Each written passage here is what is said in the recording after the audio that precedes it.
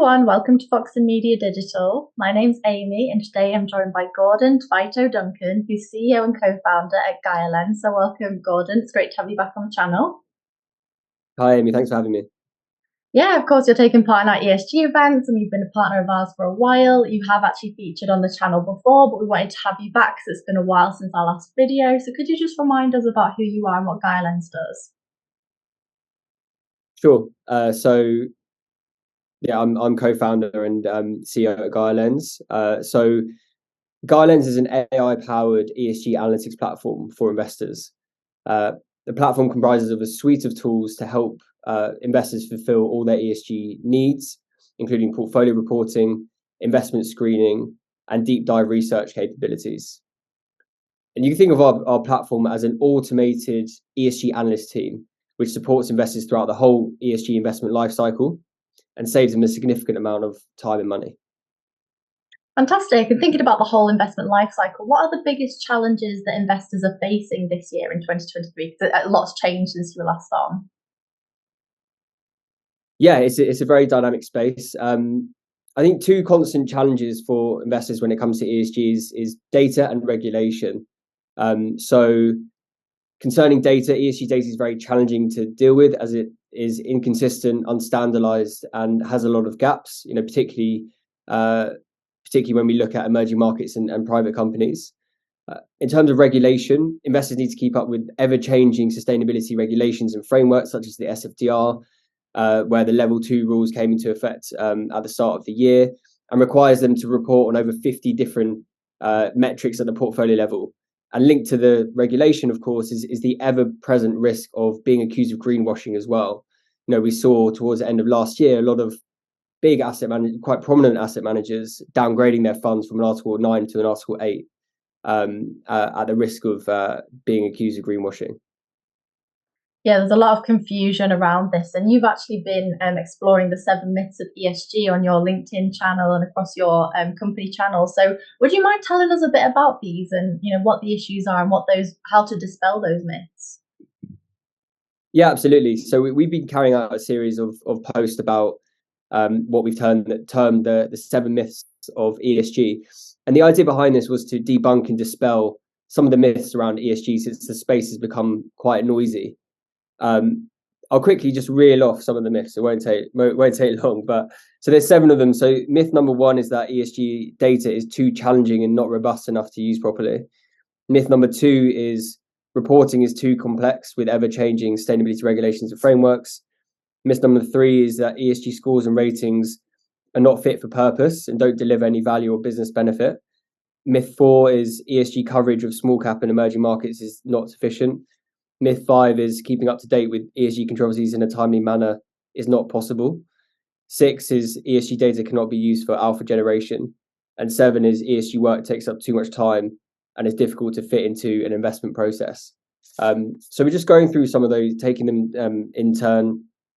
But really the key takeaway of this series is that although there are several challenges surrounding ESG analysis, there is hope, and technology can help us overcome many of these challenges. For example, we can use technology to collect as much data as possible from a variety of different data sources, such as NGO data sources, so that we're not just reliant on company disclosure or lack thereof.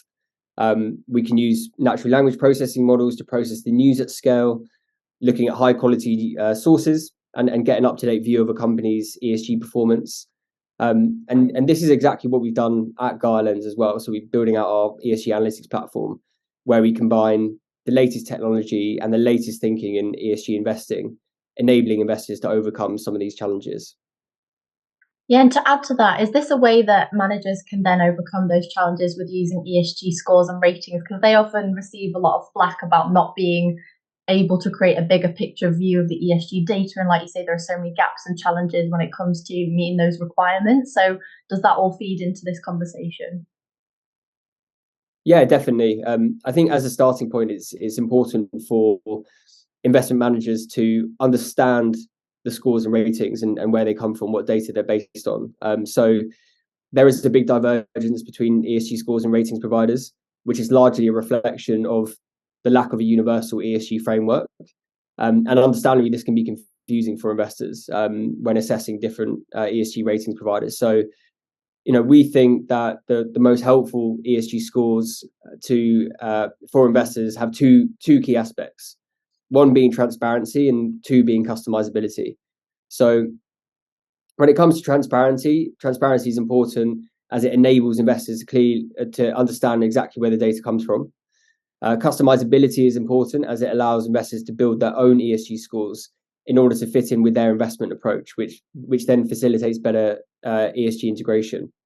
And in addition to this, ESG scores that are deconstructible can allow investors to track themes that are important to them.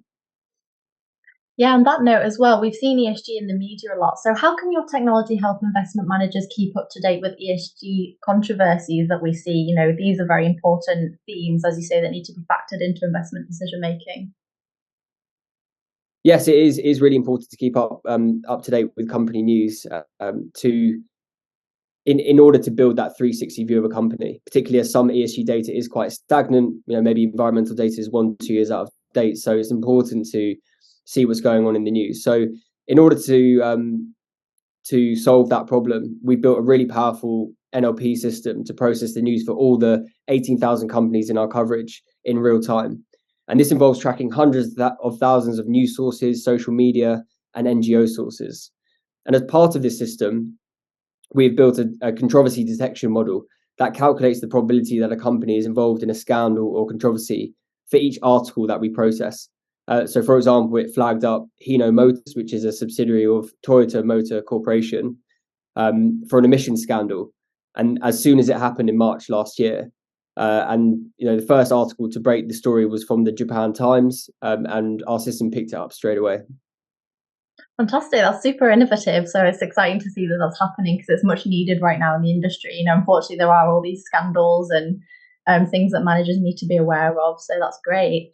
I won't go into all of the myths because, like you say, you've got a lot of those up your sleeve to be released in the coming weeks. But we're looking forward to having you at ESG summits this year, including the Summit for Asset Management ESG New York.